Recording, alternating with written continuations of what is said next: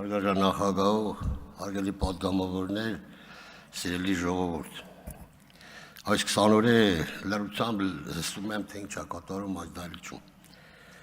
Այսօր կենտրոնական ընտրական հանձնաժողովի կողմից 3 ուժ մտել են ազգային ժողով, այսինքն ստանալով վստահության քվեն, ով ինչ ճանապարհով է ստացել,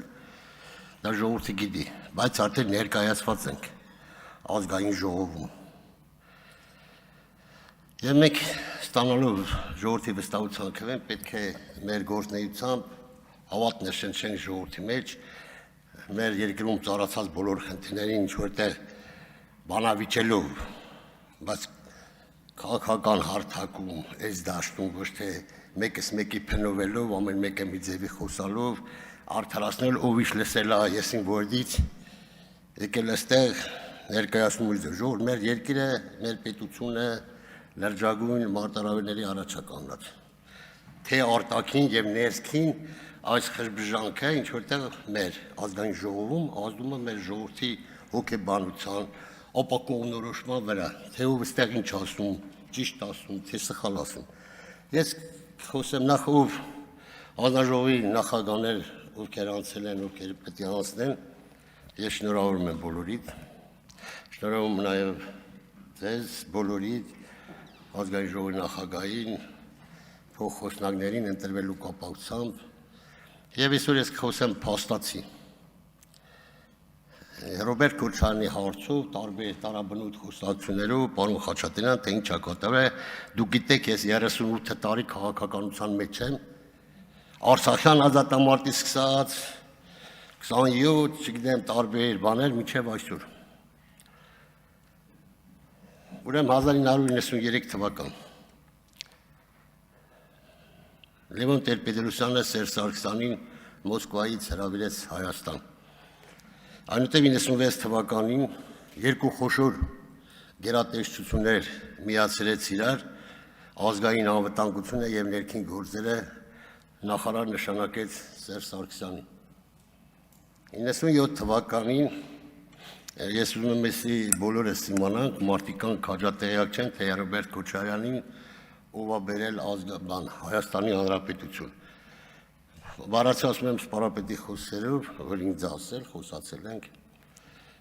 Լևոն Տեր-Պետրոսյանը ուղարկում է, ասել է գնա Ռոբերտ Քոչարյանին բեր։ Ասում է գնացի առաջ անգամ չեկավ, երկրորդ անգամ ասավ նորից պետք է բերես։ Բերեց եւ 97 թվականին գիտեք նշանակեց վարչապետ։ Եվ այդ ժամանակահատվածում երկուսը միացան իրար Լևոն Տեր-Պետրոսյանին դուրս բերին խաղից։ Ես ուզում եմ խոսել նաև հոկտեմբերի 20, եթե ժամանակ մեջ տեղավորենք 27-ից եւ կանրադառնամ երկու բառով մարտի 1-ի դեպքերի հետ կապված։ Հոկտեմբերի 27-ին առաջին դահլիճը իզեր էր դասավորված, ուղղանկյունաձև, այնտեղ բեմներ։ Ուրեմն հոկտեմբերի 27-ին ժողովուրդ ջան, գնդակարվելա այս դահլիճում վերջին անգամ ասել եմ, մինչև հիմա արյան հոտա գալիս Մամիկոն ջան։ Գնդակարվելա ազգային ժողովի նախագահան, կառավարության նախագահան, վարչապետը եւ երկու փոխխոսնակները եւ 6 հոգի, 5 հոգի պատգամավորներ եւ պետական հայրեր։ Ինչ է կատարվել, ես ուզում եմ դուք խորապես իմանաք, թե ինչ է կատարվել մեր երկրում։ Գնդակարվել է կառավարության նախագահան, ազգային ժողովի նախագահան, երկու փոխխոսնակներին։ Միրոյանին առաջ աստիճաներ ես կողմից էր։ Աստիճաների վրա են խփել ու բոլորին կոնտրոլի գլխից խփել են։ Կարեն Դեմիրճյանի կներեն ինձ իր հարազատները, ես գլխի տեղ է, ես մտել եմ բեմի վրա, մի թասի չափ sense ուղեղ ու արուն էր թափած։ Կամ Վազգեն Սարգսյանի գլխին պրիգլադով խփել է։ Էդի ով կարա մոռանա։ Ինչի համար եմ այս ամենը ասում։ Ուրեմն ինչ է կատարվել ազգային ժողովի այդ ժամանակ։ Չկար նախագահան, չկար փոխխոսնակները, ազգային ժողովը չկար վարչապետ։ Մեր սահմանադրությամբ ոչ մի բան չէր գործում։